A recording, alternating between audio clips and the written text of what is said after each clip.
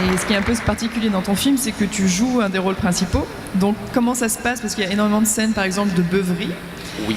Alors, où tu parles d'improvisation. Donc comment est-ce qu'on dirige une scène, ou des scènes dans lesquelles on joue et où tout le monde improvise? L'idée était de faire un film jeune, sans distanciation intellectuelle. Et j'ai poussé ce processus-là au point de pouvoir réaliser le film à même le film, en fait. Donc, par exemple, les caméras roulaient tout le temps. On tournait avec plusieurs caméras en simultané. Un peu, ce sera comme un documentaire. Hein? On a eu du matériel à monter abondamment.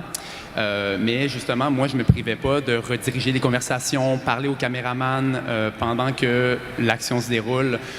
Donc, oui, je porte quand même mon chapeau de réalisateur, mais il y a une perte de contrôle qui était délibérée et volontaire parce que, tu sais, quand le capitaine d'un navire, par exemple, commence à perdre un petit peu la carte, on dirait que tous les matelots vont pouvoir s'en donner à cœur joie.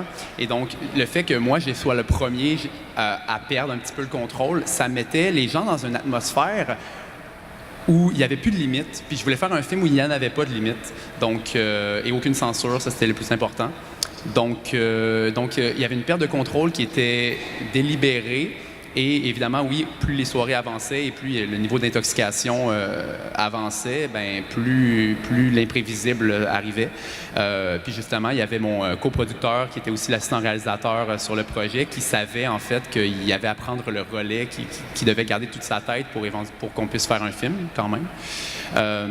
Donc, c'était ça le processus. On organisait, disons, on donnait des paramètres assez définis pour pouvoir perdre le contrôle.